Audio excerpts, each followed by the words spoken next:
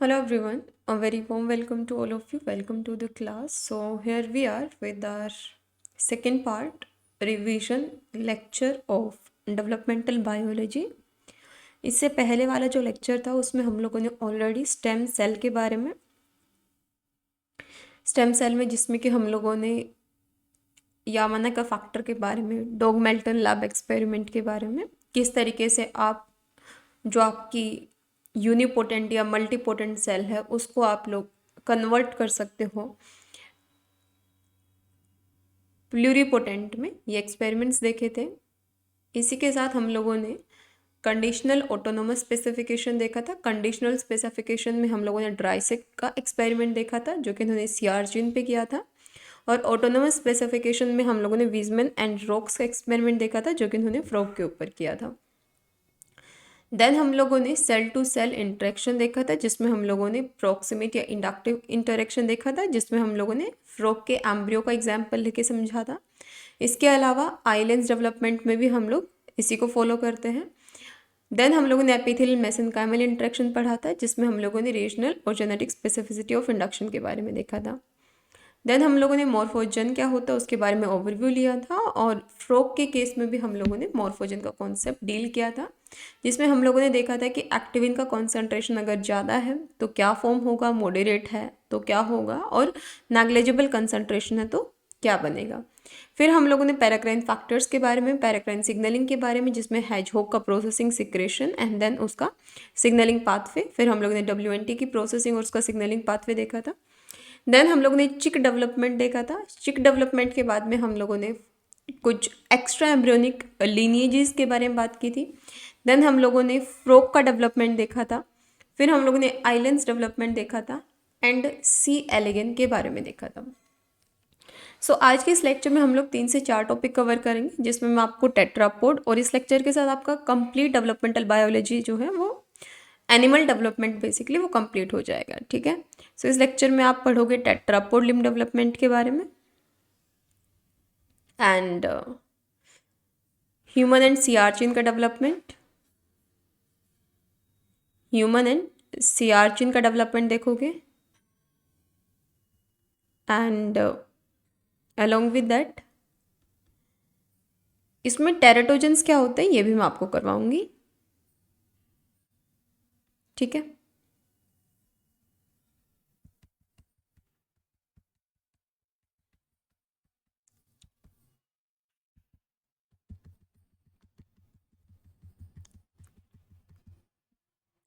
इसके अलावा आपका ड्रोसोफिला भी बचता है। तो ये 3 4 टॉपिक्स हैं जो हम देखेंगे इस लेक्चर में।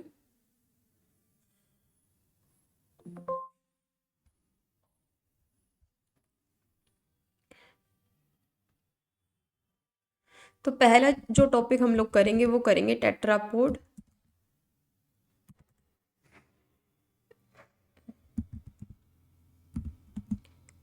Limb development.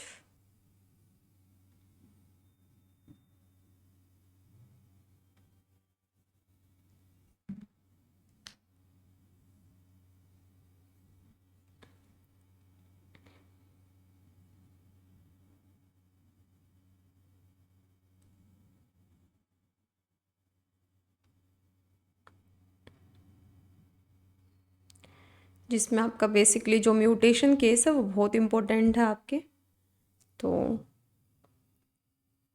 उनके बारे में देखेंगे।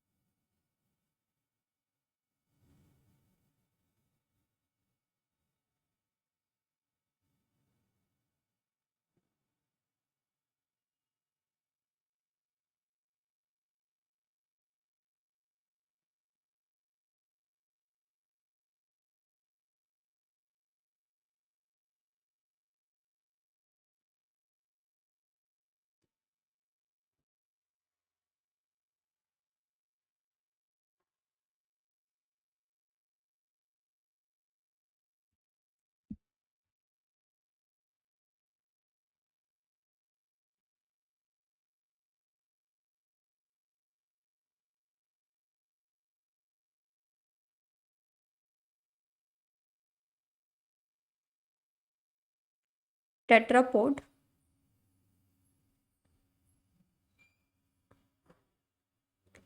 Limb development.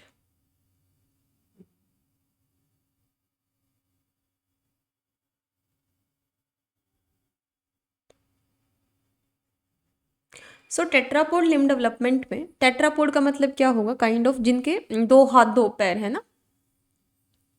तो टेट्रापोड लिम्ब डेवलपमेंट में आपका जो कुछ कुछ बेसिक, जैसे आप घर बनाते हो तो घर बनाने के लिए कुछ चीज़ों की रिक्वायरमेंट होती है ना।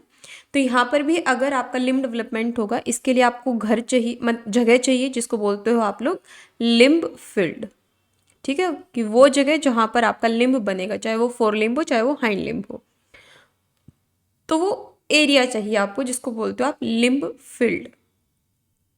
इसके अलावा एलपीएम जो कि स्केलेटल फॉर्मेशन के लिए, क्योंकि अब आपके हाथ है तो हाथ में बोन्स भी तो हैं आपके।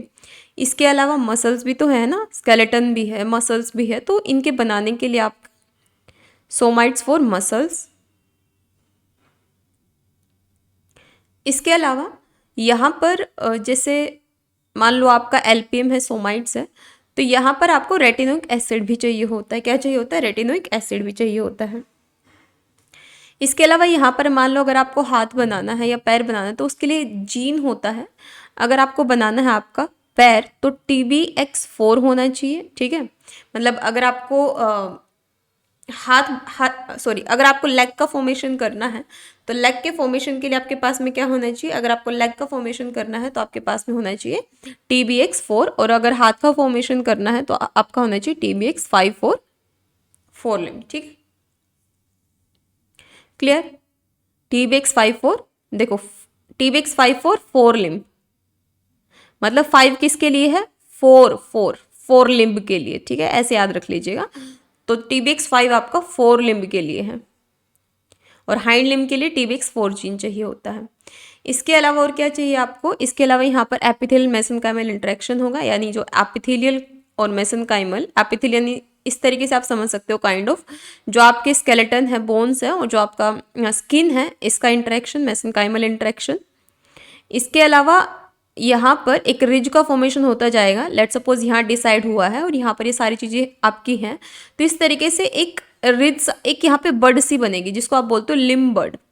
एक बर्ड का फॉर्मेशन होगा और ये धीरे धीरे आगे बढ़ेगी, जिसको बोलते हैं हम लोग एपिकल एक्टोडर्मल रिज।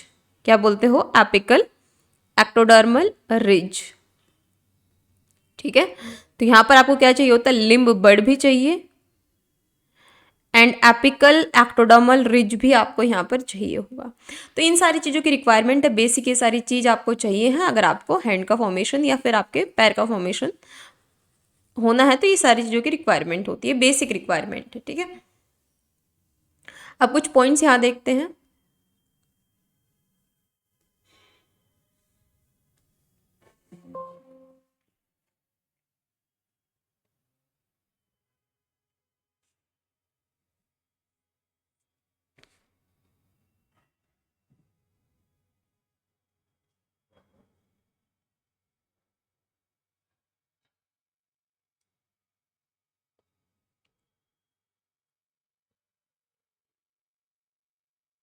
देन यहाँ पर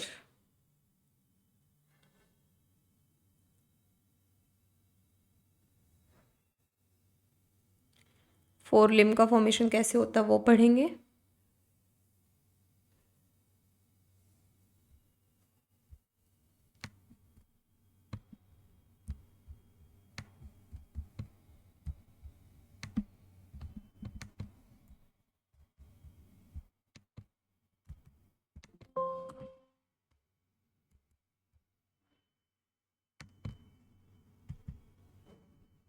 सो यहाँ पर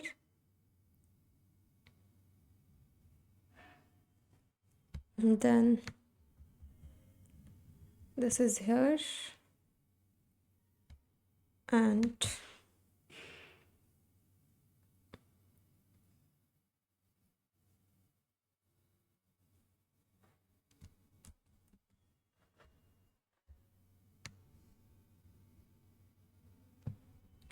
यहाँ पर हाइंड लिम्ब का फॉर्मेशन कैसे होता है वो देखेंगे।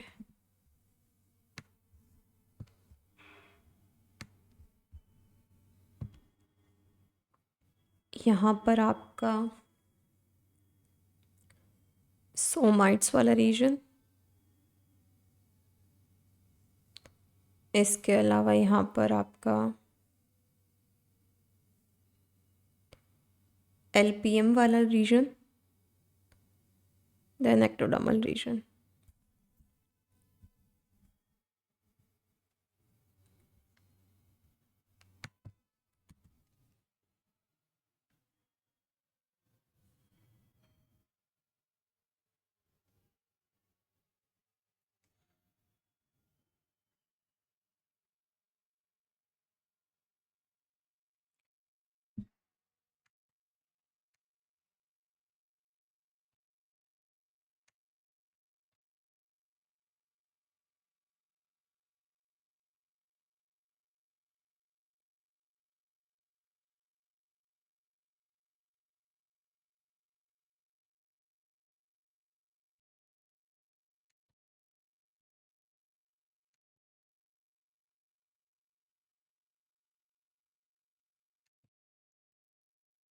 चलिए स्टार्ट करते हैं लिम्ब डेवलपमेंट के बारे में। यहाँ पर सबसे पहले बात करते हैं कि जो आपका लिम्ब का ओरिजिन है, लिम्ब डेवलपमेंट का जब आप ओरिजिन पढ़ते हो तो ये क्या ओरिजिन रखता है। सबसे पहले ओरिजिन क्या होगा लिम्ब का, इसके बाद कैसा इंटरेक्शन यहाँ देखने को मिलेगा, इसके बाद जो आपके LPM सोमाइट्स होते हैं ये क्या होते हैं, सोमाइट्स। इसके बाद फिर आपका लिम्ब फील्ड की जब आप बात करोगे तो वहाँ कौन कौन सी चीज़ें होंगी, और जब आप लिम्ब बड के बारे में बात करोगे वहाँ क्या क्या होगा। इसके बाद जो TBX जीन है जो कि आपका TBX4 और TBX5 है, ये क्या बनाने में काम करेंगे, ठीक है। तो जो आपके लिम्ब मेसेनकाइम है LPM और सोमाइट्स, ये क्या करते हैं, ये स्पेसिफाई करेंगे टाइप। LPM और सोमाइट्स जो होते हैं ये मेसेनकाइमल ओरिजिन रखते हैं, ये भी मेसेनकाइमल होंगे, ठीक है। ये क्या करते हैं, ये आपका स्पेसिफाई करेंगे कि फोर लिम्ब या हाइंड लिम्ब है ना। कैसे स्पेसिफाई करेंगे, TBX4 और TBX5 को एक्टिवेट करके, ठीक है।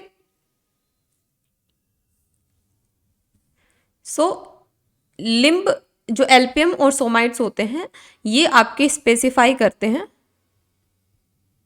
टाइप को कि आपका फोर लिम्ब बनना है या आपका हाइंड लिम्ब बनना है ना। कई बार ऐसे पूछ लिया जाता है कि क्या एपिकल एक्टोडर्मल रिज स्पेसिफाई करता है कि हाथ बनना है या पैर बनना है, तो वो नहीं स्पेसिफाई करता, वो आपको ये नहीं बताता कि ये बनेगा, वो केवल आउटग्रोथ दे देगा। लेकिन जो स्पेसिफाई करता है कि फोर लिम्ब बनेगा हाइंड लिम्ब बनेगा वो आपका LPM या सोमाइट्स करते हैं, ठीक है। कैसे करते हैं, bye activating TBX4 and TBX5।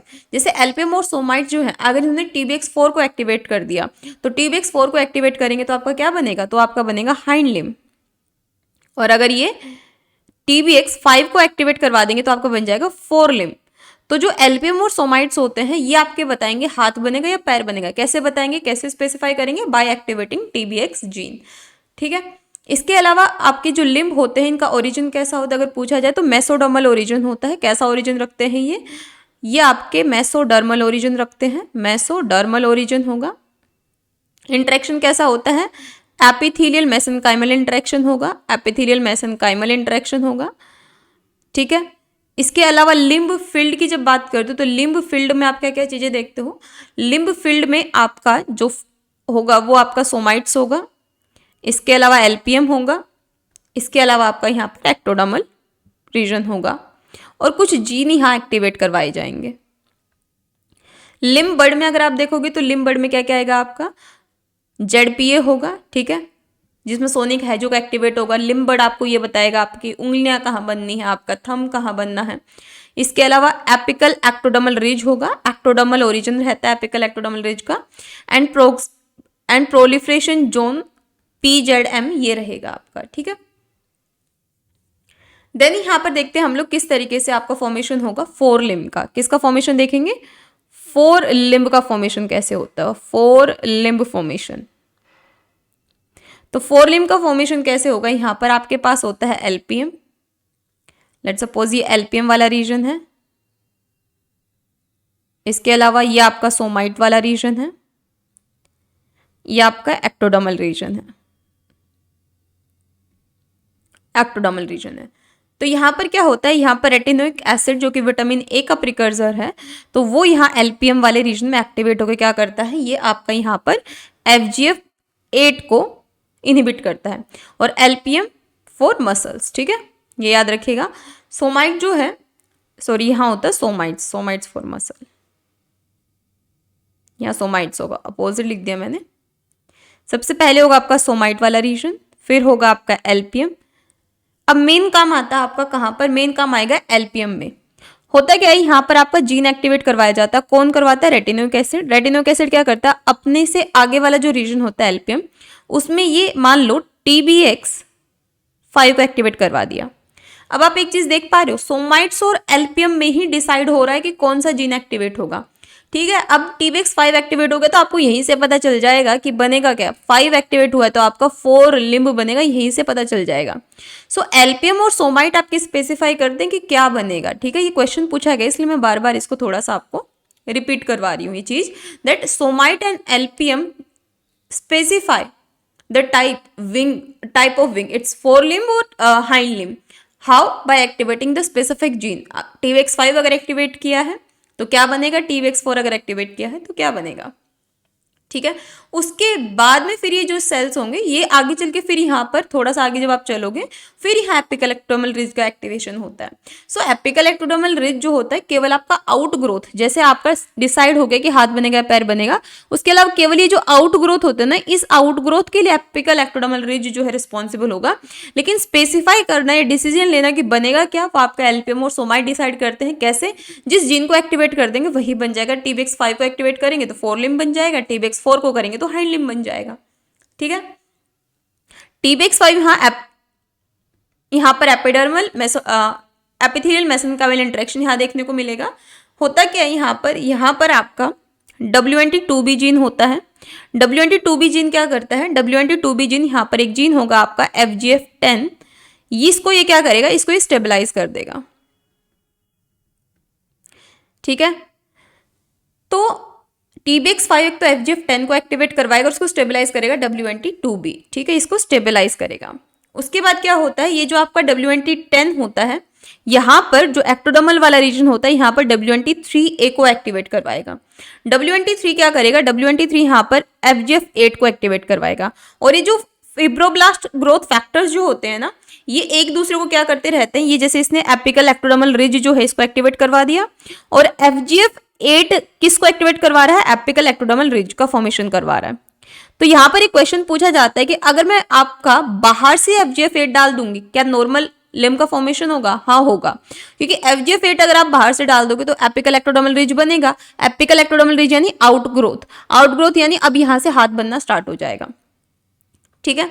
तो यहाँ पर फिर क्या करता है, ये बार बार इसको एक्टिवेट करवाएगा कि बार बार ये प्रोसेस चलती रहे और यहाँ पर जो सेल्स हैं वो इस तरीके से इकट्ठा होते रहे, आउटग्रोथ बनती रहे, ठीक है। तो इस तरीके से आपका 4 लिम्ब का फॉर्मेशन होता है। केवल आपको जीन के नाम याद रखने हैं। हाइंड लिम्ब में कैसा होता है, हाइंड लिम्ब का देख लेते हैं।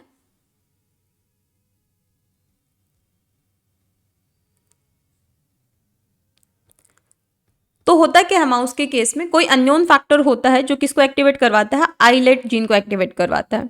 ये क्या करता है, ये यहाँ पर बीटा कैट को एक्टिवेट करवाता है। इसके अलावा आइलेट जीन जो होता है यहाँ पर TBX4 को एक्टिवेट करवा देता है। अब अगर आपका TBX4 एक्टिवेट है तो TBX4 एक्टिवेट हो तो आपका क्या बनेगा, TBX4 एक्टिवेट है तो आपका क्या बनेगा, हाइंड लिम्ब, है ना, इधर से पता चल गया आपको। अब जो TBX4 है ये क्या करता है, ये एक फैक्टर है जिसको ये क्या करवाएगा, जैसे यहाँ पर जो आपका TBX5 था किसको एक्टिवेट करवा रहा था, FGF10 को। अगर आप देखना चाहो 4 लिम्ब वाले में TBX5 किसको एक्टिवेट करवा रहा था, FGF10 को, ठीक है। तो यहाँ पर क्या होता है, यहाँ पर TBX4 भी एक फैक्टर को एक्टिवेट करवाता है जिसका नाम भी होता है फिब्रोब्लास्ट ग्रोथ फैक्टर 10, ठीक है। अब जो FGF10 था इसको स्टेबलाइज कौन कर रहा था, 4 लिम्ब वाले केस में WNT2B, और यहाँ पर कौन एक्टिवेट करता है, हाइंड लिम्ब में इस FGF10 को एक्टिवेट करता है WNT8C, ठीक है। इसके बाद क्या होता है, इसके बाद सेम वही प्रोसेस चलेगा कि जो आपका FGF10 होता है ये एक्टिवेट करेगा WNT3A को, WNT3A क्या करेगा, FGF8 को एक्टिवेट करेगा। FGF8 जो है एपिकल एक्टोडर्मल रिज का फॉर्मेशन करेगा और ये एपिकल एक्टोडर्मल रिज बार बार FGF10 को बनवाएगा ताकि ये सर्कुलेट होते रहे प्रोसेस वापस से, ठीक है। नेक्स्ट यहाँ पर अगर हम देखें हाइंड लिम्ब का फॉर्मेशन किस तरीके से देखने को मिलता है चिक के केस में,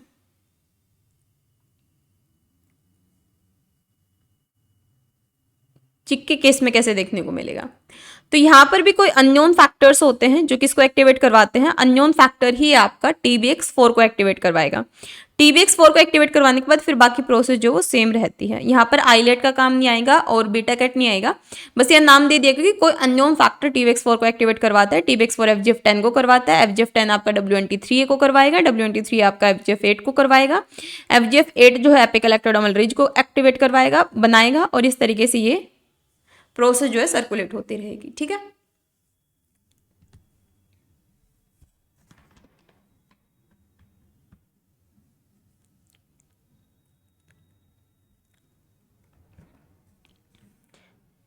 अब यहां ये देख लेते हैं कि एंटीरियर पोस्टीरियर एक्सिस कैसे बनता है। एंटीरियर पोस्टीरियर एक्सिस फॉर्मेशन कैसे होता है, तो यहां पर ZPA, तो यहां पर क्या होता है, यहां पर अगर आपका सोनिक हेजहॉग जो है इसका कॉन्सेंट्रेशन ज्यादा होगा तो वहां क्या बनेगा आपका पोस्टीरियर, पोस्टीरियर यानी जो आपकी छोटे वाली उंगली है वो बनेगी, और जहां पर आपका सोनिक हेजहॉग का कॉन्सेंट्रेशन जो है वो है ही नहीं वहां आपका थंब बनेगा, that is your anterior reason,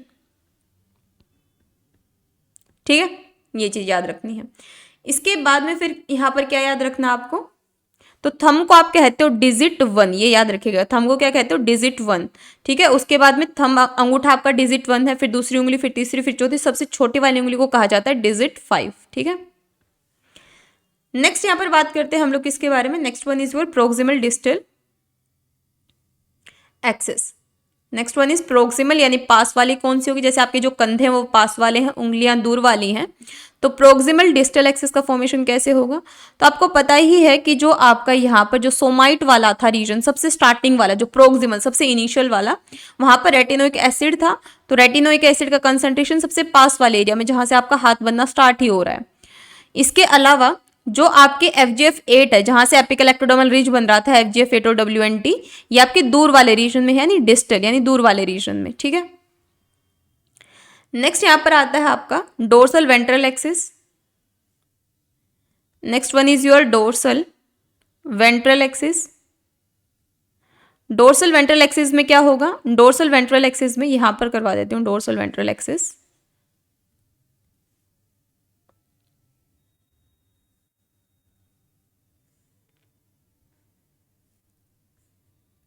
dorsal ventral axis,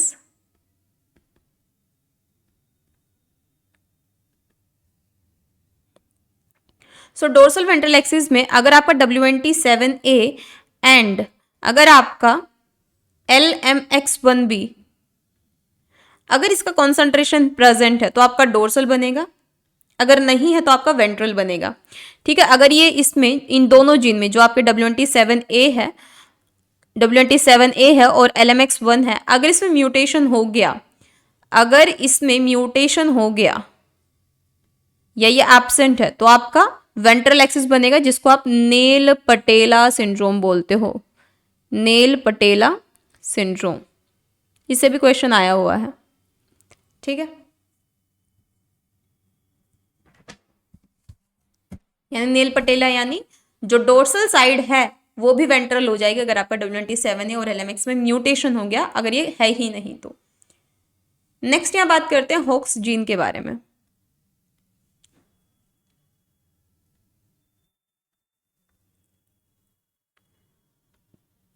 पहला आएगा आपका होक्स 9 एंड 10, दूसरा होक्स 11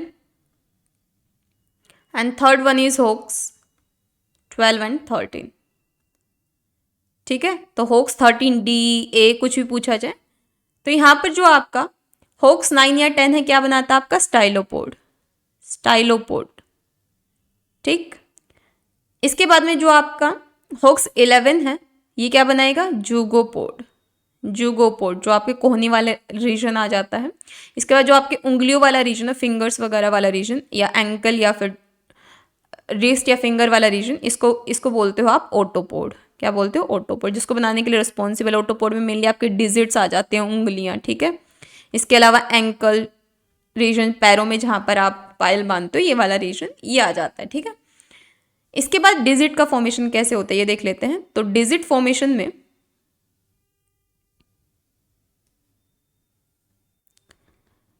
डिजिट यानी उंगलियों का फॉर्मेशन,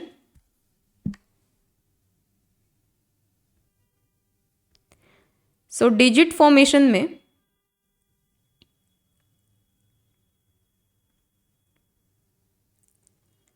जो आपका WNT या बीटा कैट है, ये क्या करता है, WNT बीटा कैट जो है आपका, ये इधर की तरफ होता है BMP4 2 7, ये सब क्या करते हैं, ये सब मिलके यहाँ पर जो डिकोफ है वन, वो एक्टिवेट, और ये क्या करेगा, ये एपोप्टोसिस करवाएगा, एपोप्टोसिस, ठीक है। तो ये यहाँ पर ये इसको तो एक्टिवेट करेगा, डिकोफ इसको इनहिबिट करेगा, ठीक है।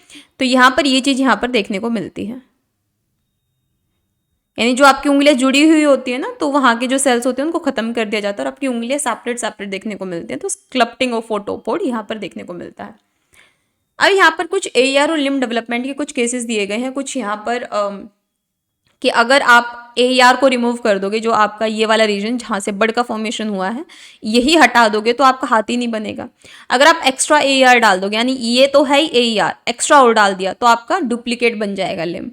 अगर आप 4 लिम्ब मेसेनकाइम जो है, मतलब जहां बनना तो आपका क्या है, जहां बनना तो आपका यहाँ पर हाथ है, हाथ बनने वाला जो मेसेनकाइम है वहां आपने पैर वाला भी डाल दिया, तो आपका क्या होगा, स्टार्टिंग में तो आपका हाथ बनेगा, बाद में आपके पैर बनेंगे।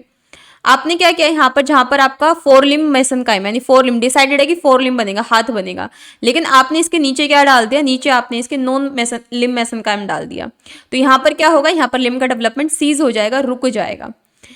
दूसरा आपने क्या किया, एक और एक्सपेरिमेंट, आपने AER को, AER जो है जो बन रहा था, इसको रिप्लेस कर दिया, FGF डाल दिया, तो FGF डाल दिया तो ऑब्वियस ही बात है AER तो फिर भी बन जाएगा, तो नॉर्मल लिम्ब यहाँ पर बनेगा। तो यहाँ पर ये कुछ केसेस दिए गए और इनसे कई बार क्वेश्चन आता है, इन केसेस से मोस्टली क्वेश्चन यहीं से पूछा जाता है।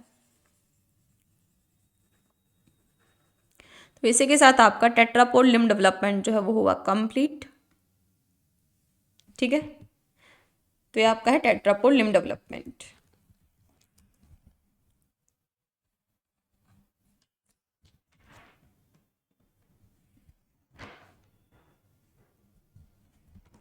Next one is your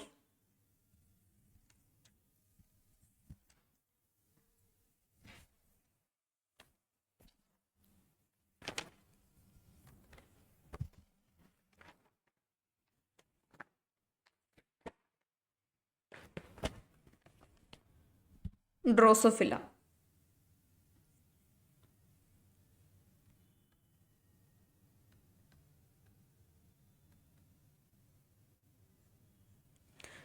so Drosophila के केस में सबसे पहले देखते हैं यहाँ पर मैटरनल जीन्स के बारे में।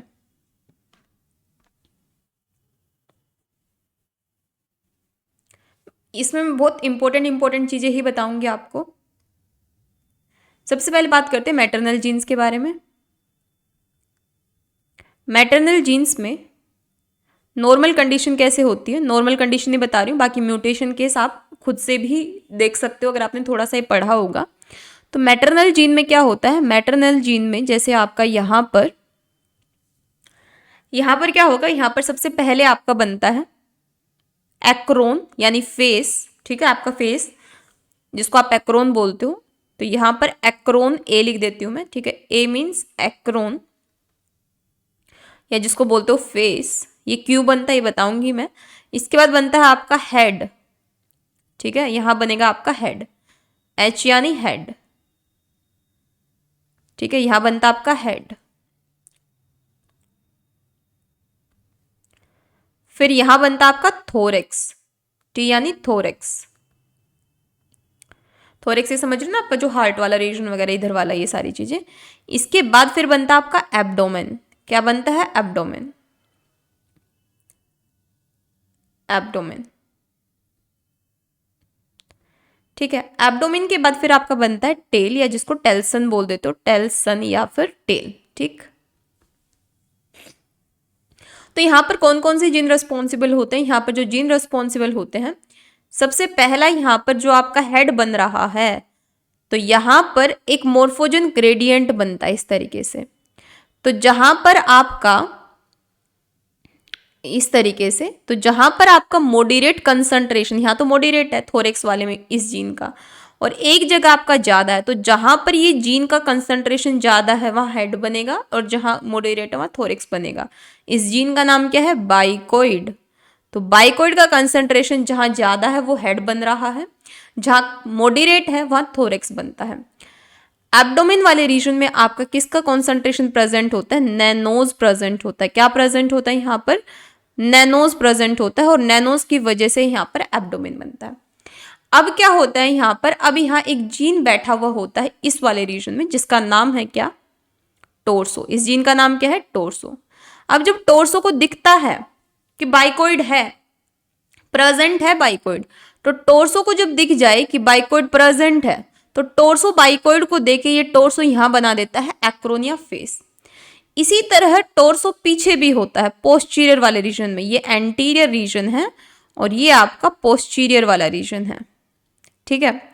अब अगर आपका इस टोर्सो जीन को ये दिख गया कि यहां पर आपका क्या प्रेजेंट है? नैनोज प्रेजेंट है पीछे की तरफ, तो टोर्सो जो है नैनोज को देखेगा कि ओके नैनोज भी प्रेजेंट है इधर की तरफ पोस्टीरियर में, तो ये टेल बना देगा। तो ये सारे जीन आपके मैटरनल जीन्स होते हैं, और इनसे रिलेटेड आपके क्वेश्चन पूछे जाते हैं कि इसमें म्यूटेशन हो गया तो क्या बनेगा, इसमें म्यूटेशन हो गया तो क्या बनेगा। तो ये ऐसे क्वेश्चन यहाँ से पूछे जाते हैं।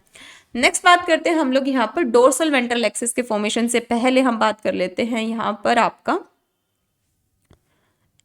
जाइगोटिक जीन्स के बारे में।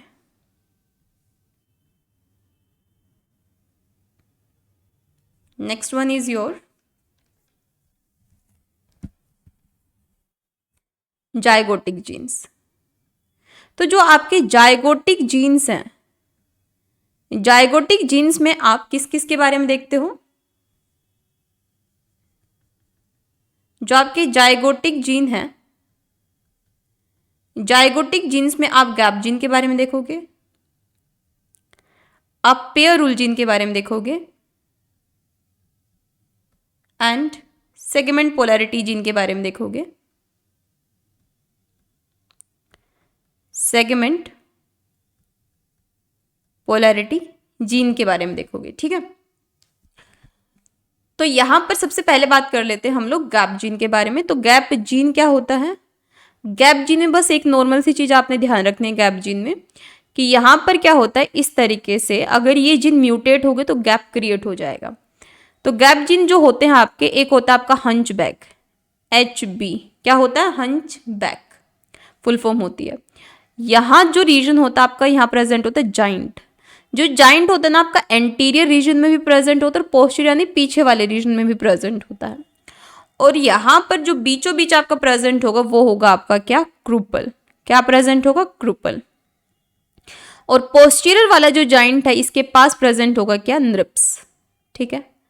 एक चीज हमेशा याद रखिएगा कि जो आपका बाइकोइड है वो क्या करता है? बाइकोइड आपका हंचबैक जीन को क्या करवाता है? प्रमोट करते हैं। ये एक दूसरे को हंचबैक एक्टिवेट करते हैं।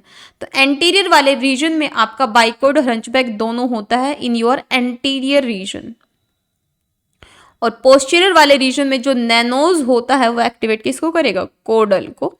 तो पोस्टीरियर वाले रीजन में आपका नैनोज एंड कोडल दोनों होते हैं। ठीक है।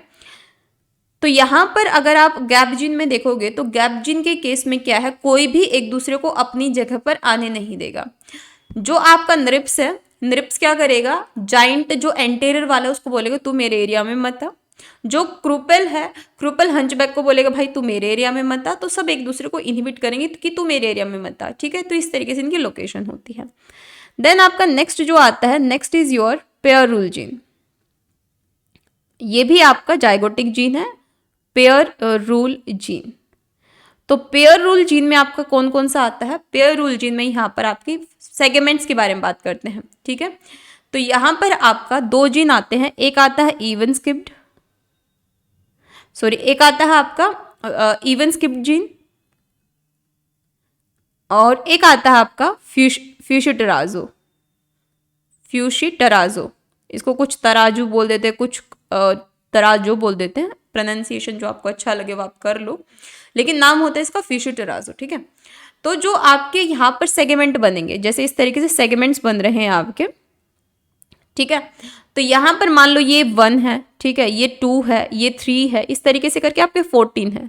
तो आपको ओड और इवन का तो पता होगा, जैसे 2, 4, 6, 8 ये वाले आपके इवन है। तो इवन वाले जो सेगमेंट्स होते हैं इनको बनाने के लिए आपका जो जीन रिस्पॉन्सिबल होता है फ्यूशिट्राजो है। तो इवन वाला जो सेगमेंट्स है इनको बनाने के लिए फ्यूशिट्राजो रिस्पॉन्सिबल है, और ओड नंबर वाला जो आपका सेगमेंट है उसको बनाने के लिए इवन स्किप्ड रिस्पॉन्सिबल है। ठीक है, next one is your segment polarity gene. Next zygotic gene is segment polarity gene. Segment polarity gene में जो चीज आपने याद रखनी है वो क्या है कि यहां पर आपका इस तरीके से सेल्स होते हैं, 2 सेल्स होंगे। एक जो सेल है ये आपकी कौन सी सेल होगी, एक होगी आपकी विंगलेस सेल और एक होती है आपकी इनग्रेल्ड सेल। जो इनग्रेल्ड सेल होती है इसके पास में यहाँ पर फ्रीजल रिसेप्टर होता है, और जो विंगलेस सेल होती है इसके पास में यहाँ पर रिसेप्टर होता है आपका पैच्ड रिसेप्टर। कौन सा रिसेप्टर, पैच्ड रिसेप्टर होता है, पैच, जो कि हेजहॉग का होगा। ठीक है, तो यहाँ पर जो विंगलेस सेल होते हैं वो किसको रिलीज करती है, विंगलेस सेल से विंगलेस रिलीज होगा, WNT। ठीक है, जो कि फ्रीजल से बाइंड करेगा। तो पूछा जाता है कि विंगलेस कैसा है, क्योंकि आपका विंगलेस निकल रहा है एक सेल से दूसरे सेल में जा रहा है, तो ये सिक्रेटरी प्रोटीन है, पूछा गया है ये, तो ये सिक्रेटरी प्रोटीन सिक्रेट हो रहा है ये। उसके बाद में फ्रिजल से बाइंड होता है, तो फ्रिजल से बाइंड होने के बाद में इनग्रेल्ड वाले सेल में किसको एक्टिवेट करवा देता है, डी शिवेल्ड को। डी शिवेल्ड क्या करता है, डी शिवेल्ड यहाँ पर आपका इनहिबिट करता है किसको, ZW3 को, यानी GSK3, जिसको आप ZW3 कहते हो इस केस में। इसके बाद में यहाँ पर ड्रोसोफिला में ZW3 जैसे ही आपका इनहिबिट होगा, यहाँ एक्टिवेट करवाया जाता है बीटा कैट को। तो बीटा कैट को आप ड्रोसोफिला में आर्माडिलो कहते हो। क्या कहते हो बीटा कैट को ड्रोसोफिला में, आर्माडिलो। और बीटा कैट यहाँ से क्या करता है, हेजहॉग जीन को एक्टिवेट करवाता है। हेजहॉग जीन यहाँ से निकलने के बाद इस बगल वाले सेल में जाएगा और पैच रिसेप्टर से बाइंड होगा। पैच रिसेप्टर से बाइंड होने के बाद में क्या किया जाता है, पैच के टुकड़े टुकड़े किए जाते हैं और स्मूदन एक्टिवेट होता है। स्मूदन एक्टिवेट होकर क्यूबिटस इंटरप्टस को एक्टिवेट करवाएगा। क्यूबिटस इंटरप्टस वापस से फिर ये विंगलेस वाली साइकिल को चालू करवा देगा। ठीक है, तो यहाँ पर ये चीज आपने ध्यान रखनी है। तो जो आपका यहाँ पर एक चीज याद रखिएगा, जो इनग्रेल्ड होता है वो क्या काम करता है। सो जो आपका इनग्रेल्ड है, ठीक है, तो इनग्रेल्ड में जो एंटीरियर बाउंड्री है पैरासेगमेंट की, एंटीरियर बाउंड्री एक याद रखेगा, बाउंड्री में भी एंटीरियर और पोस्टीरियर बाउंड्री होगा।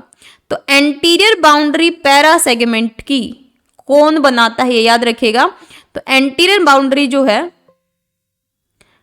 पैरासेगमेंट की कौन बनाता है ये याद रखेगा आप, इवन स्किप्ड बनाता है। कौन, इवन स्किप्ड। और पोस्टीरियर बाउंड्री कौन बनाता है, इधर लिख देती हूं, पोस्टीरियर बाउंड्री कौन बनाएगा, पोस्टीरियर बाउंड्री बनाएगा, पोस्टीरियर बाउंड्री ऑफ सेगमेंट, किसकी, सेगमेंट की कौन बनाएगा, फ्यूशिट्राजो। ये इंपॉर्टेंट है, याद रखेगा, फ्यूशिट्राजो।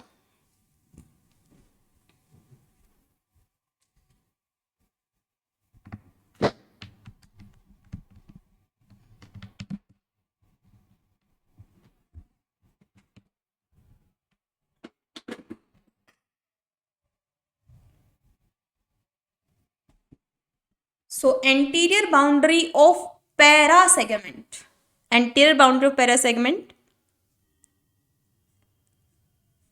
even skipped, posterior boundary of segment फ्यूशिट्राजो। ठीक है, तो ये कुछ पॉइंट्स बहुत इंपॉर्टेंट हैं, इनको याद रखिएगा। नेक्स्ट मैटरनल जीन देख लिए हम लोगों ने, ठीक है, कौन कौन से हैं, जाइगोटिक जीन देख लिए। Next one is your homeotic selector gene.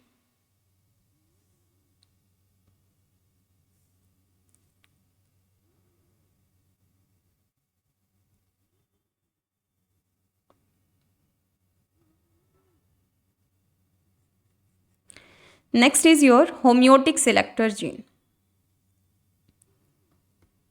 Homeotic selector gene. तो होम्योटिक सिलेक्टर जीन में कुछ चीजें आपने ध्यान रखनी, इंपॉर्टेंट चीजें देख लेते हैं इसमें। जो आपका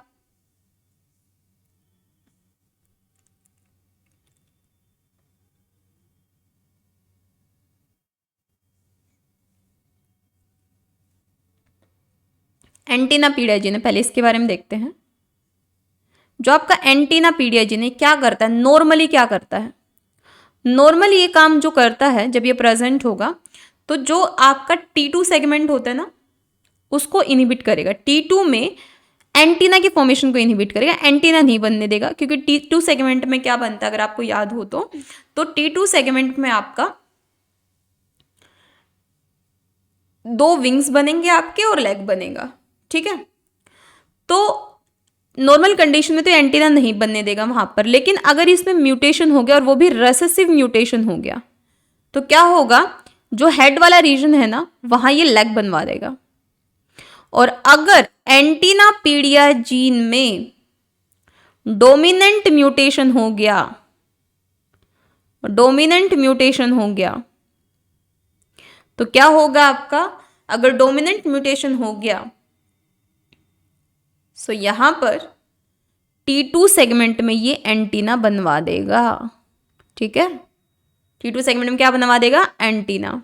एक और कंडीशन याद रखिएगा अल्ट्रा पाइथोरिक्स जीन से रिलेटेड, कि अल्ट्रा पाइथोरिक्स जीन अगर वाइल्ड टाइप है तो आपका T3 सेगमेंट बन रहा है जहां दो लेग बन जाएंगे, 2 होल्टेर बन जाएंगे। लेकिन अगर अल्ट्रा पाइथोरिक्स जीन में म्यूटेशन हो गया तो T3 सेगमेंट नहीं बनेगा, T2 सेगमेंट बनेगा।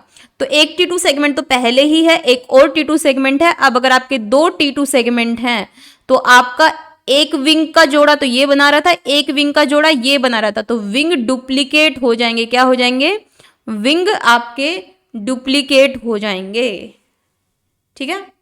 तो ये आपका हो गया ड्रोसोफिला का। एक पोर्शन रह गया हमारा dorsal ventral axis. So dorsal ventral side कैसे डिटरमाइन होती है, सबसे पहले बात कर लेते हैं हम लोग डोर्सल साइड के बारे में।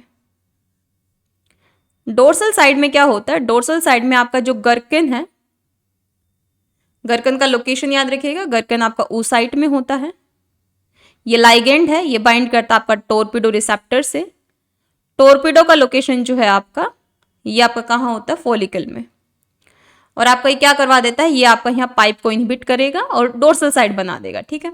जबकि वेंट्रल साइड में क्या होता है, वेंट्रल साइड में आपका गर्कन नहीं होता, नो गर्कन।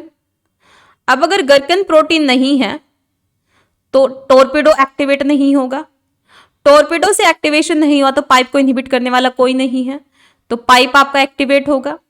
पाइप एक्टिवेट है तो गैस्ट्रुलेशन डिफेक्टिव जीन को एक्टिवेट करेगा। गैस्ट्रुलेशन डिफेक्टिव जीन को एक्टिवेट करवाने के बाद में ये क्या करेगा, स्नेक को एक्टिवेट करेगा। स्नेक को क्लीव करके और किसको एक्टिवेट करवाएगा, ये एस्टर को एक्टिवेट करवाएगा। एस्टर किसको एक्टिवेट करवाएगा, एस्टर आपका स्पेजल को करवाएगा। स्पेजल क्या करेगा, स्पेजल यहाँ पर टोल को एक्टिवेट करवाएगा। टोल क्या करेगा, यहाँ पर प्रोटीन काइनेज आपकी पहले, जो कि प्रोटीन काइनेज एंजाइम है, काइनेज एक्टिविटी रखती है। प्रोटीन काइनेज प्लस ट्यूब को यहाँ पर एक्टिवेशन होगा और ये क्या करेंगे, क्योंकि ये क्या है आपकी प्रोटीन काइनेज है। जनरली क्या होता है ना, यहाँ पर आपका कैक्टस प्रोटीन होता है जो कि डोर्सल जीन को लेके बैठा होता है और डोर्सल जीन आपका वेंट्रल साइड बनाता है। तो ये जो पहले होता है क्या करता है, इस कैक्टस के ऊपर फॉस्फेट लगा देता है कि भाई तू फॉस्फेट को पकड़ और हमारे डोर्सल जीन को फ्री कर। तो ये क्या करता है, यहाँ से जैसे ही फॉस्फेट लग जाता है डोर्सल जीन फ्री हो जाता है। और जैसे आपका डोर्सल जीन फ्री हो जाता है तो डोर्सल जीन फ्री होके क्या बना देता है, वेंट्रल साइड बना देता है, वेंट्रलाइजेशन करवा देता है। तो इसी के साथ ये पूरा जो आपका स्लाइड है ड्रोसोफिला का कंप्लीट होता है। एक समरी मैंने कंप्लीट ड्रोसोफिला की आपको करवा दी स्लाइड पे।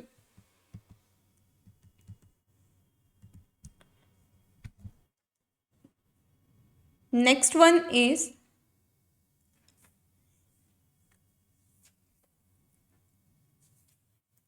अब ड्रोसोफिला में सेक्स डिटर्मिनेशन क्या होता है वो मैं आपको ह्यूमन और ड्रोसोफिला का एक साथ ही करवाऊंगी। पहले हम लोग देख लेते हैं सी आर्चिन का डेवलपमेंट, सी आर्चिन में कैसे आपका चीजें देखने को मिलती हैं। Next one is your sea urchin. Sea urchin, ठीक है। सी आर्चिन का एग का स्ट्रक्चर बेसिकली बता देती हूँ। बाहर की तरफ एग जेली कोट होगा, अंदर की तरफ विटालाइन मेम्ब्रेन होगी और अंदर आपके कोर्टिकल ग्रैन्यूल्स प्रेजेंट होंगे, ठीक है। ये आपका स्ट्रक्चर है बेसिक।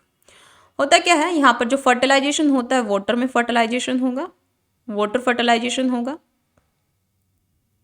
इसके अलावा और क्या होता है, यहाँ पर जो आपका रीसेक्ट प्रोटीन होता है, जनरली कैसे होता है, जैसे मान लो ये वाटर है, ठीक है, लेट सपोज ये वाटर है, तो यहाँ पर लेट सपोज आपका जो स्पर्म है वो ये भी रिलीज हो रखा है, ठीक है। इसके अलावा यहाँ ये एग भी रिलीज हो रखा है, दोनों पानी में पड़े हुए हैं।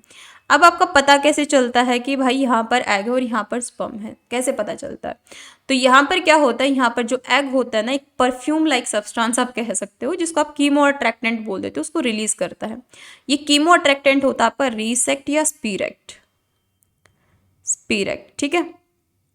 इसको एक्टिवेट करता है और इसको जो स्पर्म है वो सेंस करता है और अपने अंदर IP3 डैग पाथवे से कैल्शियम को एक्टिवेट करवा देता है। और जैसे ही कैल्शियम बनता है, आपका स्पर्म एक्टिवेट होकर इधर की तरफ मूव करने लग जाता है एग की तरफ। फिर होता क्या है, जो आपका एग है इसके पास में होता है आपका क्या,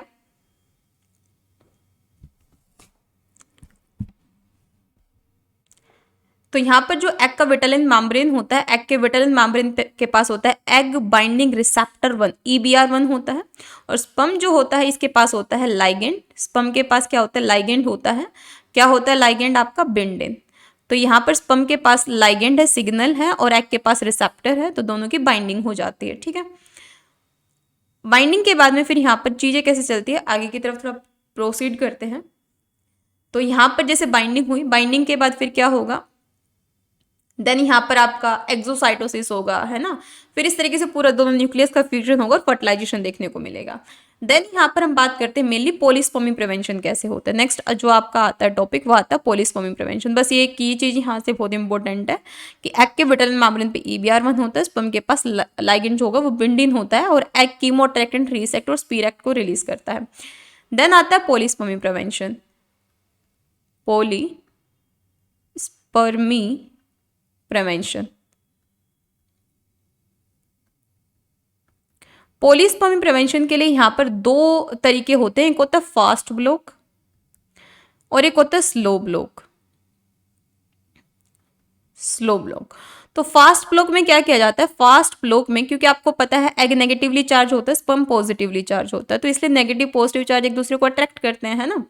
तो फास्ट ब्लॉक में क्या किया जाता है, फास्ट ब्लॉक में एग के अंदर सोडियम का इन्फ्लक्स करवाया जाता है। सोडियम अब अंदर की तरफ आ गया तो अंदर की तरफ पॉजिटिव चार्ज हो जाएगा। अब स्पर्म भी पॉजिटिव चार्ज है तो बाइंडिंग हो नहीं पाएगी, तो शॉर्ट टर्म के लिए 20 to 30 सेकेंड के लिए प्रोसेस किया जाता है ताकि आपका जो पोलिस्पर्मी प्रिवेंशन है वो हो सके।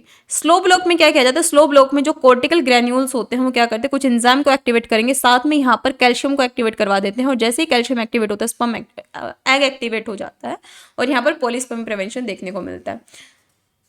तो इस तरीके से फास्ट ब्लॉक और स्लो ब्लॉक जो है आपके काम करते हैं। अब जो स्लो ब्लॉक होता है इसमें कुछ एंजाइम्स को भी एक्टिवेट करवाया जाता है, वो एंजाइम्स के बारे में भी देख लेते हैं। जो स्लो ब्लॉक ऑफ पोलिस्पर्मी प्रिवेंशन है इसमें क्या होता है, पहले तो मैंने बता दिया, जो कोर्टिकल ग्रैन्यूल है क्या करता है, कैल्शियम को रिलीज करवाता है और कुछ एंजाइम्स को भी रिलीज करवाया जाता है। उन एंजाइम्स के नाम पढ़ लेते हैं। पहली जो एंजाइम होते हैं सेरिन प्रोटीएज। कौन से एंजाइम होते हैं, सेरिन प्रोटीएज। सेरिन प्रोटीएज क्या होती है, सेरिन प्रोटीएज आपके कुछ प्रोटीन्स को सिक्रेट करेगी, ठीक है। सेरिन प्रोटीज कुछ प्रोटीन को सिक्रेट करेगी। प्रोटीएज है, ठीक है, प्रोटीज यानी जो प्रोटीन को डिग्रेड करेगी। तो जैसे आपका ये एग है और एग के यहाँ पर इस तरीके से स्पर्म जो है ये इस तरीके से आए हुए हैं, तो ये क्या करती है, ये आपकी जो बिंडिन लाइगेंड होता है ना इसको क्लीव कर देते हैं। जो बिंडिन लाइगेंड है ना इसके पास में, इसको क्लीव कर देगी, टुकड़े टुकड़े कर देगी। बिंडिन ही नहीं है तो बिंडिन जैसे ही क्लीव हो जाएगा तो आपका बाइंडिंग ही नहीं होगा, तो पोलिस्पर्मी प्रिवेंशन हो जाएगा। दूसरा यहाँ पर म्यूकोपोलीसैकेराइड जो है, म्यूकोपोलीसैकेराइड को एक्टिवेट करवाया जाता है। म्यूकोपोलीसैकेराइड क्या करती है, म्यूकोपोलीसैकेराइड ऑस्मोसिस करवा देगी और जो आपका एग है, एग के अंदर क्या करेगी, बहुत सारा वाटर भर लेगी और एग इतना टफ हो जाएगा कि स्पर्म जैसे ही आएगा टकरा के ये खत्म, ठीक है। तीसरा क्या होता है, तीसरा यहाँ पर UDX1 एंजाइम क्या करती है, ये रिलीज करती है हाइड्रोजन पेरोक्साइड को। और हाइड्रोजन पेरोक्साइड क्या करता है, हाइड्रोजन पेरोक्साइड यहाँ पर दो को एक्टिवेट करवाता है, एक है आपका ओवा पेरोक्साइडेज, ओवो पेरोक्साइडेज एंड ट्रांसग्लूटामिनेज, ट्रांसग्लूटामिनेज। तो ये क्या करते हैं, ये यहाँ पर आपका जो फर्टिलाइजेशन एनवलप है इसको हार्ड कर देते हैं, जिससे स्पर्म की और एग बाइंडिंग रिसेप्टर की बाइंडिंग नहीं हो पाती। साथ के साथ में हाइलाइन को भी एक्टिवेट करवाया जाता है, ये भी आपका फर्टिलाइजेशन एनवलप को स्ट्रॉन्ग बनाता है। तो इस तरीके से पॉलीस्पर्मी प्रिवेंशन यहाँ पर देखने को मिलता है। नेक्स्ट, अब यहाँ पर फर्टिलाइजेशन हो चुका है। फर्टिलाइजेशन होने के बाद फिर क्या होता है, फिर फर्टिलाइजेशन होने के बाद next step is your cleavage. Next step क्या आता है आपका, क्लीवेज।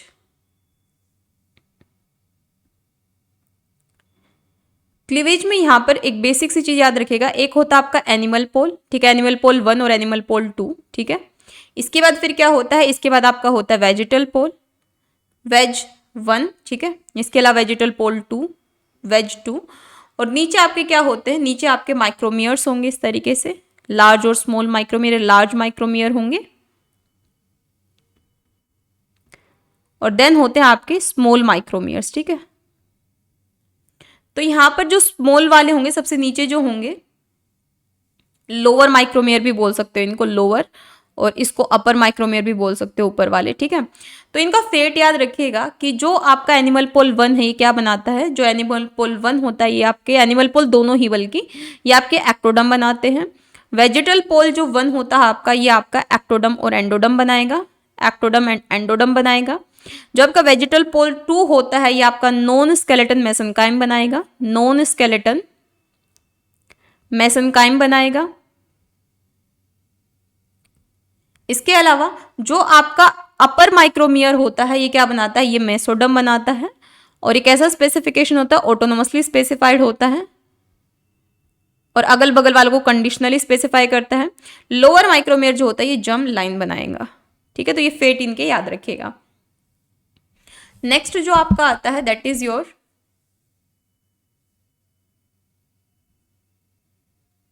सीआरची में 2 टॉपिक्स और आपके बचते हैं, इसी के साथ इसी स्लाइड पे आपका सीआरची भी कंप्लीट। नेक्स्ट आता है आपका डिशेविल्ड एंड बीटा कैट, जो है ये क्या करते हैं, ये स्पेसिफाई करते हैं क्या, देखिए यहाँ पर जैसे डिशेविल्ड जो होगा आपका, ये कहाँ प्रेजेंट होता है, डिशेविल्ड वेजिटल वाले, वेज 1 वेज 2 है ना, वेजिटल वाले रीजन में होता है, वेजिटल कोर्टेक्स में। अब डिशेविल्ड जहाँ है यानी वहां पर GSK3 इनिबिट होगा, बीटा कैट एक्टिवेट होगा, है ना, यानी यहाँ क्या होगा, यहाँ बीटा कैट होगा जहाँ डिशेविल्ड है, तो ये वेजिटल वाले रीजन में बीटा कैट होता है। बीटा कैट क्या करता है, बीटा कैट आपका यहाँ पर क्योंकि वेजिटल वाले रीजन में है, तो वेजिटल में से वेज 1 आपका क्या बना रहा था, एंडोडम, ठीक है, और एक्टोडम तो पूरा एनिमल वाला रीजन बना रहा है, और वेज 2 क्या बना रहा था, मेसोडम। तो बीटा कैट आपका एंडोडम और मेसोडम को बनवाता है, ठीक है। अब यहाँ पर एक एक्सपेरिमेंट किया गया, एक्सपेरिमेंट क्या किया गया, एक्सपेरिमेंट ये किया गया कि अगर मैं लिथियम क्लोराइड को यूज कर लूं, LiC3 lithium chloride, lithium chloride क्या करता है ये याद रखिएगा, लिथियम क्लोराइड जो होता है आपका GSK3 को इनहिबिट करता है। अगर आपका GSK3 है तो पूरे ही उसमें बीटा कैट होगा, क्योंकि GSK3 अगर इनहिबिट है तो पूरा एनिमल पोल वाला रीजन हो गया, और आपका जो वेजिटल पोल वाला रीजन हो गया पूरे में ही एक्टोडम, पूरे में ही बीटा कैट होगा। तो एनिमल पोल वाले रीजन में भी क्या बन जाएगा, यहाँ पर भी आपका एंडोडम और मेसोडम बन जाएगा, क्योंकि आपका GSK3 इनहिबिट है, ठीक है। दूसरा यहाँ पर एक कंडीशन ये आती है कि अगर मैं बीटा कैट को ही इनहिबिट कर दूं, अगर बीटा कैट इनहिबिट है तो आपका एंडोडम मेसोडम नहीं बनेगा, कंप्लीट एम्ब्रियो क्या बन जाएगा, एक्टोडर्मल बोल बनेगा। क्लियर।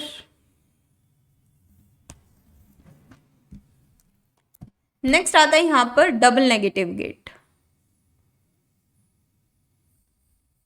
डबल नेगेटिव गेट का कॉन्सेप्ट। डबल नेगेटिव गेट का कॉन्सेप्ट तो बहुत छोटू सा है। इसमें क्या होता है, इसमें आपका जो बीटा कैट होता है ये क्या करता है, PMAR1 को एक्टिवेट करता है। PMAR1 क्या करता है, PMAR1 जनरली जो माइक्रोमियर स्पेसिफाई करने वाले जीन है, जो माइक्रोमियर को स्पेसिफाई करते हैं, माइक्रोमियर स्पेसिफाइंग जीन को एक्टिवेट करता है, जो माइक्रोमियर बनवाएंगे लोअर और अपर माइक्रोमियर। साथ के साथ में जो माइक्रोमेयर बनने से रोकता है, कौन रोकता है? HESC, उसको ये इनहिबिट करता है। क्योंकि HESC क्या करता है? HESC आपका इनहिबिट करता है, क्योंकि HESC क्या करेगा? HESC आपका माइक्रोमेयर नहीं बनने देगा, ठीक है, तो ये इसको इनहिबिट करता है। ये आपका डबल नेगेटिव गेट है। तो PMAR का काम याद रखिएगा, दो काम करता है। एक तो ये HESC को इनहिबिट करेगा, क्योंकि अगर HESC एक्टिवेट हो गया तो माइक्रोमेयर नहीं बन पाएगा, और दूसरा इसको इनहिबिट करके माइक्रोमेयर स्पेसिफाइंग जीन को एक्टिवेट करता है, ताकि माइक्रोमेयर्स आपके बन जाए लोअर एंड अपर माइक्रोमेयर। नेक्स्ट जो टॉपिक आता है आपका, that is your human development.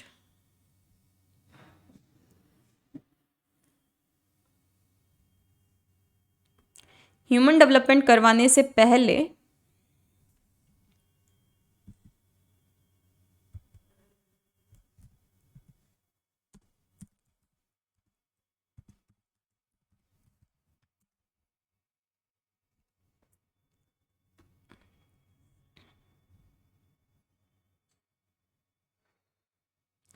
Gastrulation के टाइप्स, क्योंकि इनसे क्वेश्चन पूछा जाता है,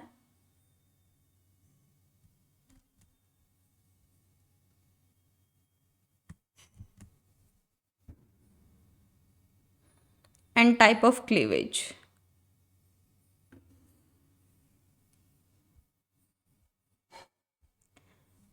and type of cleavage.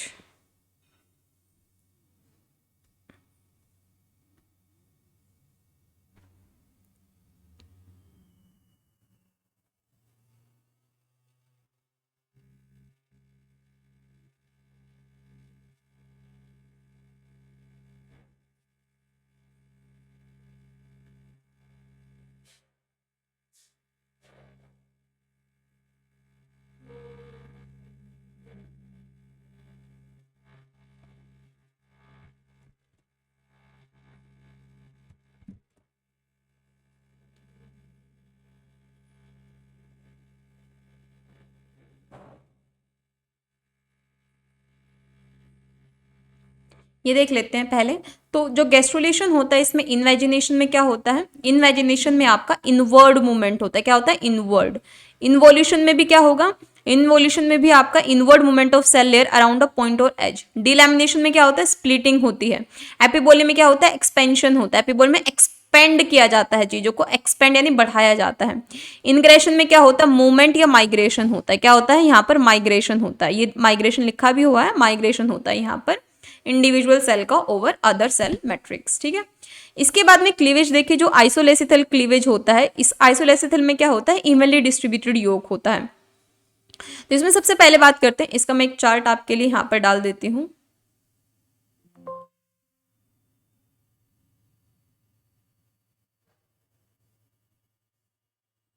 Just wait for a second.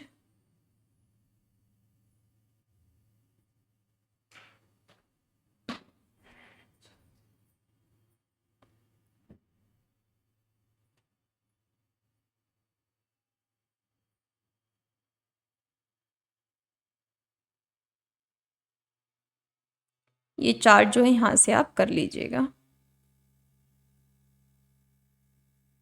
इसमें क्लियरली चीजें यहां पर एक्सप्लेन है।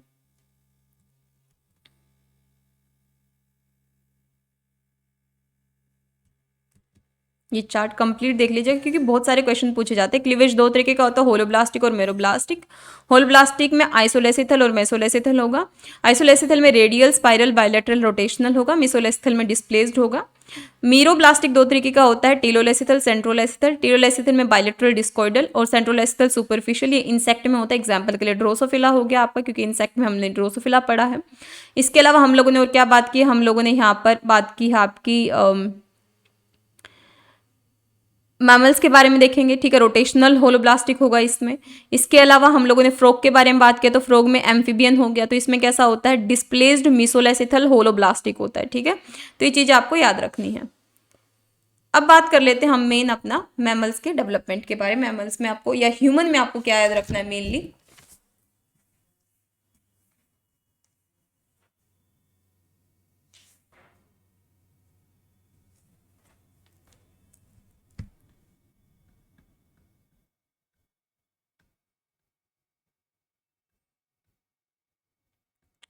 तो ह्यूमन के डेवलपमेंट में एक चीज़ हमेशा याद रखिएगा कि यहाँ पर कोई अननोन सिग्नलिंग होती है जो क्या करती है, जो हिप्पो सिग्नलिंग जो है उसको एक्टिवेट करवाया जाता है।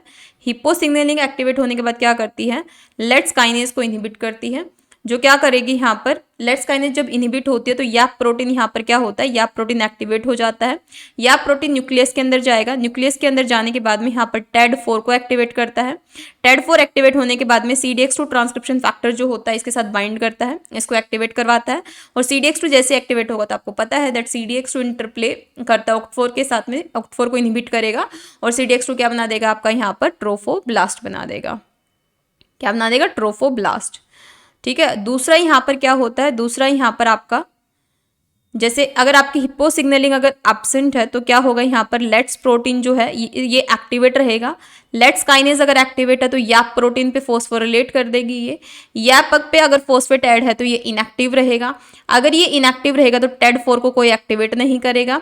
TED4 अगर एक्टिवेट नहीं है तो आपका CDX2 एक्टिवेट नहीं होगा। CDX2 अगर एक्टिवेट नहीं होगा तो यहाँ OCT4 एक्टिवेट होगा और आपका इनर सेल मास का फॉर्मेशन होगा। ये चीज आपको यहाँ पर याद रखनी है। इसके अलावा यहाँ पर चीजें कैसे चलती हैं, तो सबसे पहले यहाँ पर सबसे पहले क्या होता है, यहाँ पर जैसे ही स्पर्म जो है वो आपका एंट्री लेता है तो स्पर्म को सबसे पहले क्या करवाया जाता है, यहाँ पर स्पर्म सबसे पहले तो ट्रांसलोकेट होगा। ट्रांसलोकेट होने के बाद क्या करवाया जाता है, कैपेसिटेशन, यानी उसको कैपेसिटी दी जाती है। कैपेसिटेशन प्रोसेस होता है। कैपेसिटेशन में क्या किया जाता है, कैपेसिटेशन में 3-4 स्टेप्स होते हैं। पहला जो फीमेल में जो एल्ब्यूमिन प्रोटीन होता है वो क्या करता है, जो एल्ब्यूमिन होता है वो रिमूव करेगा स्पर्म कोलेस्ट्रॉल को, रिमूव स्पर्म कोलेस्ट्रॉल। इसके अलावा क्या करवाया जाता है यहाँ पर, इसके अलावा यहाँ पर जो कैल्शियम है उसको एक्टिविटी करवाई जाती है। कैल्शियम को कैटस्पेयर चैनल एक्टिवेट करवाता है। इसके अलावा और क्या किया जाता है, यहाँ पर जो बाइकार्बोनेट आयन है उसको एक्टिवेट करवाया जाएगा, एंट्री दिलवाई जाएगी ताकि एल्कलाइन पीएच हो जाए। CAMP पाथवे को एक्टिवेट करवाया जाता है। कुछ स्टेप यहाँ पर फॉलो होते हैं। ठीक है, इसके बाद में फिर यहाँ पर जैसे ही वो थर्मोटैक्सिस और कीमोटैक्सिस के थ्रू जैसे ही वो फीमेल एग की तरफ पहुंचता है और तो वहाँ पर फर्टिलाइजेशन कैसे होता है, तो फर्टिलाइजेशन के लिए क्या होता है, फर्टिलाइजेशन के लिए यहाँ पर जो आपका स्पर्म है, स्पर्म के पास क्या होता है, स्पर्म के पास होता है आपका इज्यूमो, और यहाँ पर जो आपका एग है, एग के पास होता है आपका जूनो एंड CD9 प्रोटीन। तो यहाँ पर इस तरीके से बाइंडिंग होती है और यहाँ पर जो इसका न्यूक्लियस है इसके अंदर चला जाएगा और इस तरीके से फर्टिलाइजेशन यहाँ पर देखने को मिलता है। एक कॉन्सेप्ट आता है यहाँ पर पॉलीस्पर्मी प्रिवेंशन का। तो पॉलीस्पर्मी प्रिवेंशन कैसे होता है, यहाँ पर पॉलीस्पर्मी प्रिवेंशन के लिए यहाँ पर जो कॉर्टिकल ग्रैन्यूल्स होते हैं, पॉलीस्पर्मी प्रिवेंशन के लिए क्या होता है, यहाँ पर जो कॉर्टिकल ग्रैन्यूल्स होते हैं वो क्या करते हैं, कॉर्टिकल ग्रैन्यूल यहाँ पर एक प्रोटीन होता है दैट इज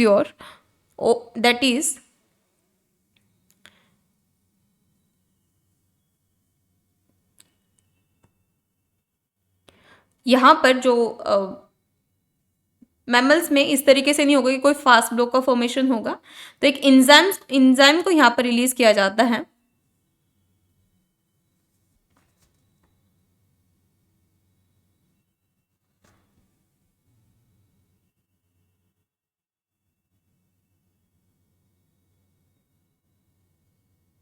ओवास्टेसिन,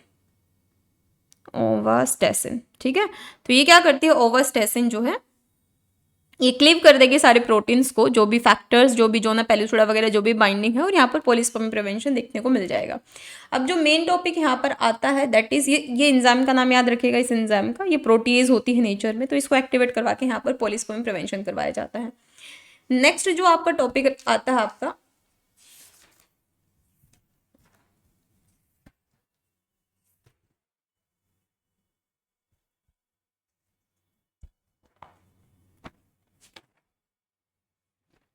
अच्छा, टेराटोजन के बारे में यही लिखवा देती हूँ 3-4 पॉइंट। टेराटोजन्स क्या होते हैं, बहुत छोटू सा टॉपिक है। टेराटोजन क्या होते हैं, टेराटोजन कुछ ऐसे फैक्टर्स होते हैं जब फीमेल प्रेग्नेंट होते हैं, अगर उन सारे फैक्टर्स को अगर किसी भी तरीके से वो उनके टच में आ जाती है तो 3 to 8 वीक जो एम्ब्रियोनिक स्टेज होती है उस स्टेज में तो जो आपका एम्ब्रियोस पे इफेक्ट पड़ता है, इवन डेथ भी देखने को मिल सकती है। तो इसमें जैसे कि आप जो टेराटोजन के जो एग्जाम्पल है वो मैं लिखवा देती हूँ यहाँ पर, जैसे कि डाईइथाइल स्टिलबेस्ट्रोल, इसके अलावा DDE, ठीक है। डाईइथाइल स्टिलबेस्ट्रोल क्या करता है, ये आपका एस्ट्राडायोल को मिमिक करता है, एस्ट्राडायोल के जैसा मिमिक्री करेगा, मिमिक करेगा। इसके अलावा DDE that is your insecticide DDT, ये क्या करता है, ये आपका टेस्टोस्टेरोन के फंक्शन को इम्प्रॉपर कर देता है, फंक्शन को इम्प्रॉपर कर देगा। इसके अलावा टेरेटोजन का एग्जाम्पल है बिस्फिनोल, बिस्फिनोल, हर्बिसाइड्स, एट्राजीन वगैरह। ये सारे ऐसे फैक्टर्स होते हैं एक्सोजीनस फैक्टर्स, ये सारे एक्सोजीनस जो कि आप बाहर से लेते हो, जो आपका 3 to 8 वीक एम्ब्रियोनिक स्टेज है उसको इफेक्ट डालता है ये। बस ये मतलब याद रखिएगा बस इसका।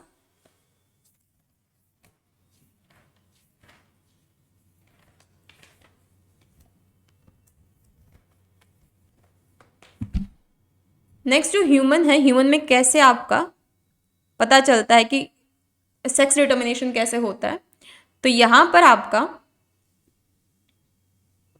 वैसे तो ये वाला टॉपिक आपका ह्यूमन फिजियोलॉजी का है, फिर भी मैं करवा देती हूँ। ह्यूमन फिजियोलॉजी का अगर आप देखोगे लेक्चर, फीमेल रिप्रोडक्टिव ट्रैक और मेल रिप्रोडक्टिव ट्रैक का ऑलरेडी पढ़ा हुआ है लेक्चर, उसमें मैंने पूरा डिटेल में भी ये बताया आपको।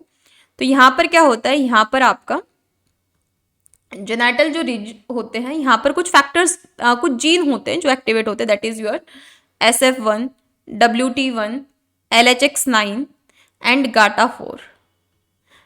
तो यहाँ पर बाई पोटेंशियल का मतलब है, बाई पोटेंशियल यानी दो पोटेंशियल, यानी या तो लड़का बन सकता है या लड़की बन सकता है, बाई पोटेंशियल गोनाड, ठीक है। तो यहाँ पर क्या होता है, यहाँ पर सबसे पहले अगर आपका जो जीन है, अगर आपका जीन है जो एक्टिवेट हुआ है वो आपका आर स्पॉन्डिन हो गया, ठीक है, आर स्पॉन्डिन, या फिर यहाँ पर आपका WNT4 एक्टिवेट हुआ है या FOXL2 एक्टिवेट हुआ है, तो यहाँ पर क्या होता है, यहाँ पर ओवरी बनेगी, ठीक है। तो यहाँ पर XX जीन बनेगा यानी फीमेल बनेगी। तो फीमेल वाले केस में जो आपका WNT या बीटा कैट पाथवे जो होता है ना, जो आपका WNT बीटा कैट पाथवे होता है, यहाँ पर ये एक्टिव रहेगा, ठीक है। तो ओवरी यहाँ बनी, और यहाँ पर फिर नेक्स्ट क्या होता है, यहाँ पर आपको पता है ओवरी में ग्रैन्युलोजा सेल और थीका सेल प्रेजेंट होते हैं, ठीक है। ग्रैन्युलोजा एंड थीका सेल, आपको पता होगा एस्ट्रोजन प्रोजेस्टेरोन के लिए थीका सेल प्रेजेंट होंगे। तो यहाँ पर क्या करते हैं, ग्रैन्युलोजा सेल और थीका सेल यहाँ पर, ये आपका यहाँ पर एस्ट्रोजन को एक्टिवेट करवाएगा, ठीक है। एस्ट्रोजन क्या करेगा, एस्ट्रोजन यहाँ मुलेरियन डक्ट को एक्टिवेट करवाएगा। मुलेरियन डक्ट क्या करती है, मुलेरियन डक्ट आपका जो यूट्रस वगैरह, जो फीमेल रिप्रोडक्टिव ट्रैक है, जो जेनिटल ऑर्गन है एक्सटर्नल, इनका फॉर्मेशन करवाएगी।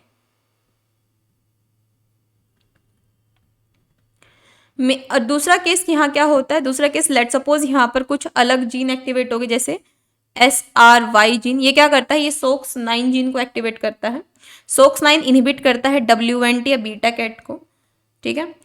तो यहाँ पर अगर SRY जीन है तो SRY और SOX9 है तो टेस्टिस बनेगा, ठीक है। तो यहाँ पर दो तरीके के सेल आपने पढ़े ही हैं, Sertoli cell and your Leydig cell. Sertoli cell क्या करते हैं, सर्टोली सेल जो होते हैं आपके एंटी मुलेरियन, एंटी मुलेरियन क्यों, देखो यहाँ मुलेरियन बन रहा था फीमेल के केस में, फीमेल के केस में मुलेरियन नहीं, फीमेल बनेगी, यहाँ एंटी मुलेरियन यानी मुलेरियन का फॉर्मेशन तो होगा नहीं, मुलेरियन का फॉर्मेशन नहीं हुआ यानी कि फीमेल के जेनाइटेलिया तो नहीं बनेंगे, मेल जेनाइटेलिया बनेंगे यहाँ पर, ठीक है। तो मेल जेनाइटेलिया बनेंगे। लेडिंग सेल क्या करती हैं, लेडिंग सेल यहाँ पर टेस्टोस्टेरोन का फंक्शन करवाएंगी। टेस्टोस्टेरोन क्या करेगा, टेस्टोस्टेरोन जो है आपका डाईहाइड्रोक्सी टेस्टोस्टेरोन यहाँ एक्टिवेट होगा, और यहाँ पर मेनली एक्टिवेशन किसका होगा, वोल्फियन डक्ट का। अगर मुलेरियन डक्ट एक्टिवेट नहीं होगी तो कौन सी एक्टिवेट होगी, वोल्फियन डक्ट, ठीक है। इसके अलावा यहाँ WNT4 भी प्रेजेंट होता है। SRY याद रखिएगा, this is testis forming factor, testis determining factor.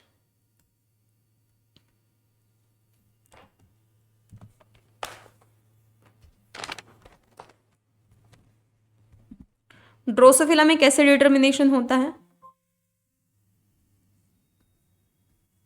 So Drosophila के केस में, ड्रोसोफिला के केस में sex lethal gene, lethal gene जिसको शॉर्ट में लिख देते हैं SXL, अगर ये ऑन है तो आपका ट्रांसफॉर्मर बनेगा, ट्राजीन बोल देते हैं ट्रांसफॉर्मर को, तो ट्रांसफॉर्मर ऑन होगा। ट्रांसफॉर्मर अगर ऑन है तो यहां पर क्या होगा, डबल सेक्स DSX, ठीक है। जो किसका आरएनए बनेगा, फीमेल का। आरएनए फीमेल का तो प्रोटीन भी फीमेल का ही होगा, ठीक है। प्रोटीन फीमेल का होगा तो यहां पर रिप्रेस किया जाता है मेल वाले प्रोटीन को। मेल को जो स्पेसिफाई करते हैं ना जीन, उन्हीं को इनिबिट कर दिया जाता है ताकि आगे चल के आरएनए या प्रोटीन ही ना बने, वो एक्सप्रेस ही ना करें, उनको रिप्रेस कर दिया जाएगा और फीमेल बनेगी। ये कब होता है, ये तब होता है जब आपका एक्स क्रोमोसोम और ऑटोसोम का रेशियो क्या होगा, एक्स क्रोमोसोम ऑटोसोम का रेशियो जब 1 होगा। लेकिन लेट सपोज अगर आपका एक्स क्रोमोसोम और ऑटोसोम का रेशियो जो है 0.5 है, तो क्या होता है, तो उस कंडीशन में क्या होगा, तो उस कंडीशन में आपका सेक्स लिथल जीन जो है ऑफ रहेगा। सेक्स लिथल जीन अगर ऑफ है तो ट्रांसफॉर्मर जीन भी आपका ऑफ रहेगा। ट्रांसफॉर्मर अगर जीन ऑफ है तो जो डबल सेक्स लिथल जीन है आपका, वो डबल सेक्स जो स्प्लाइसिंग है वो आपकी मेल की होगी, ना कि फीमेल की। मेल आरएनए बनेगा, मेल प्रोटीन बनेगा, तो यहां पर क्या बनेगा, यहां पर मेल बनेगा, ठीक है। और अगर डिफॉल्ट फेट कभी पूछा जाए तो डिफॉल्ट फेट क्या होता है, डिफॉल्ट पाथवे कभी लेना होता तो डिफॉल्ट फेट यहां हमेशा क्या होगा, मेल होगा, ठीक। तो यहां पर अगर आपका एक्स क्रोमोसोम और ऑटोसोम का अगर रेशियो जो है आपका 0.66 अगर पूछा जाए तो याद रखिएगा इंटर सेक्स फॉर्मेशन होगा।